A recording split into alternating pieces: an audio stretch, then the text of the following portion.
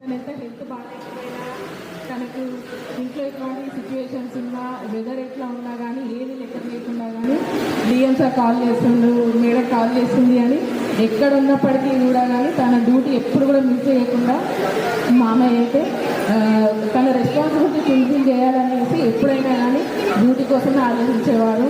మరి మామయ్య విషయంలో అయితే నేను ఇది చాలా నేర్చుకుంటున్నాను. ఎందుకంటే 34 yearsగా ఒకటే వర్క్ చేయడం అంటే మా జనరేషన్కి అయితే చాలా బోరింగ్ అది.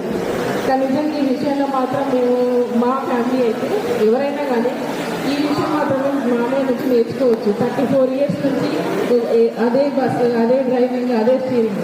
మరి ఎవరికైనా చాలా బోరింగ్గా ఉంటుంది. కానీ మామయ్య మాత్రం ఏ హెల్త్ బాగాలేకపోయినా ఎట్లాంటి కండిషన్స్ ఉన్నా కానీ తన వర్క్ మాత్రం అంత ఇంపార్టెన్స్ ఇచ్చారు. మరి తన వర్క్ మాత్రమే కాకుండా ఇంట్లో ఫ్యామిలీ కూడా అంతే ఇంపార్టెన్స్ ఇచ్చారు. ఎందుకంటే ఫ్యామిలీని కూడా ఎప్పుడూ నెగ్లెక్ట్ చేయలేదు మామయ్య. ఫ్యామిలీకి కావాల్సింది ఏదైనా కానీ ప్రతిదీ ప్రొవైడ్ చేశారు మామయ్య ఎప్పుడైనా కానీ. మరి ఒక ఫ్యామిలీలో ఒక తండ్రి మాట పిల్లలు వింటే ఆ ఫ్యామిలీ అనేది ఒక సోషల్గా అయినా ఎకనామికల్గా అయినా ఎంత సక్సెస్ అవుతుంది అనేది మామయ్య దగ్గర నేను పెళ్ళైన పనికి తక్కువ కాకుండా అన్నింటిలో ఈక్వల్గా బ్యాలెన్స్ చేసుకుంటూ వచ్చారు మామయ్య. మరి మనందరికీ ఒక సామెత తెలుసు కదా, ప్రతి మగాడి సక్సెస్ వెనుక ఒక ఆడది ఉంటుంది అనేది. మరి మా మామయ్య సక్సెస్ వెనుక అయితే నిజంగా మా అత్తమ్మ ఉంది. మామయ్య చేసే డ్యూటీ అందరు చూస్తున్నారు కానీ మరి టైంకి మామయ్యని పంపించడంలో మరి అత్తమ్మ ఎంత కృషి చేసింది అనేది ఎవరికి కనిపించదు కదా.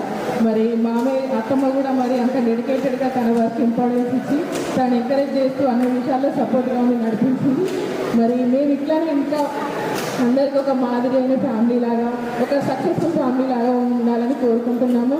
మరి ఇంకా బై గాడ్ ప్లేస్ మేము అందరం మంచిగా ఉండాలని, అత్తమ్మ మామయ్య మీరు కూడా ఇంకా మంచిగా హెల్తీగా ఉండి మీరు రెస్ట్ ఆఫ్ ది లైఫ్ హ్యాపీగా లీడ్ చేయాలని కోరుకుంటున్నాం. వచ్చిన వాళ్ళ ప్రతి ఒక్కరికి కూడా థ్యాంక్ యూ సో మచ్.